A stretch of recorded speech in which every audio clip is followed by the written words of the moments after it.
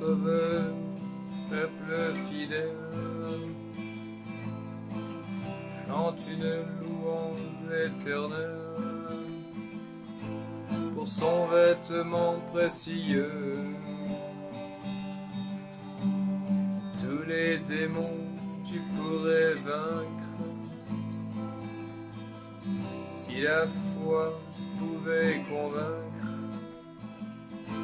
que c'est l'habit du roi des cieux. C'est la tunique sans couture que la Vierge Mère très pure a faite de ses propres mains. Son fils en couvrit sa chair tendre jusqu'au jour qu'on lui fit répandre le sang qui sauva les humains.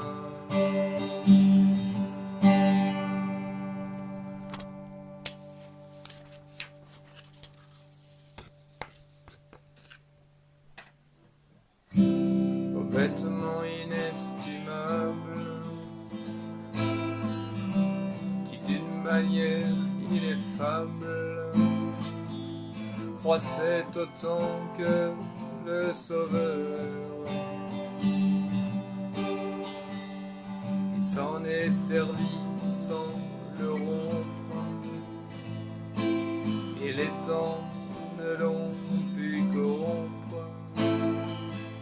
Depuis cet insigne faveur,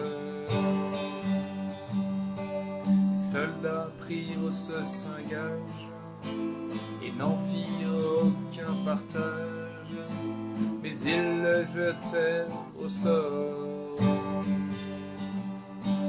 Sans le savoir, ils accomplirent ce que les prophètes prédirent de ce Dieu qu'ils mettraient à mort.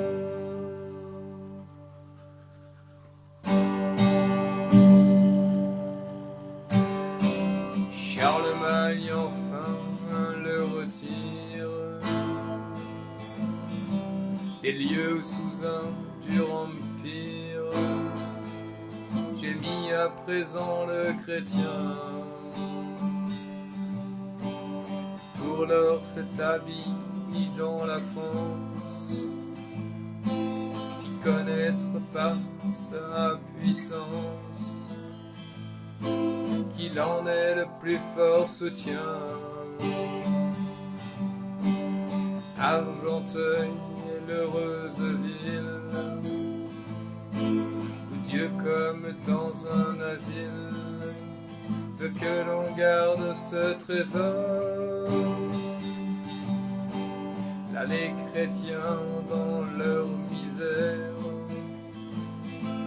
reçoivent des biens salutaires, beaucoup plus précieux que l'or. Mais pendant une longue guerre, dans le sein d'un mur, on le serre, et le temps le met en oubli. Ensuite on y voit des miracles, un saint moine entend des oracles, et l'y retrouve enseveli.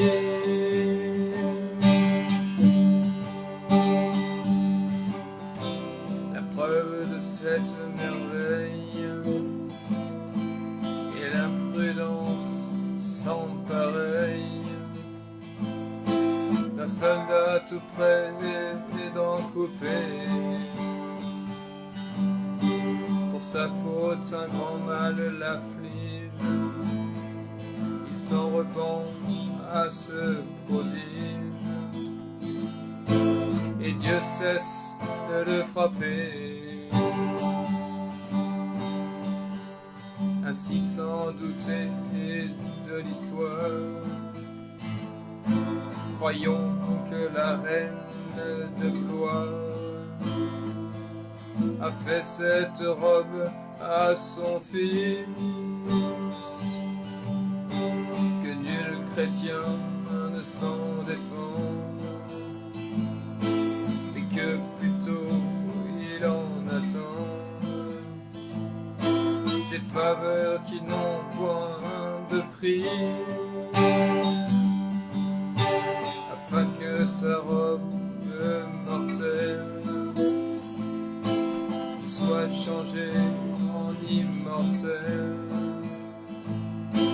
aux noces du céleste époux, où le conduisant qu'il lui donne une triomphante couronne, et part au plaisir les plus doux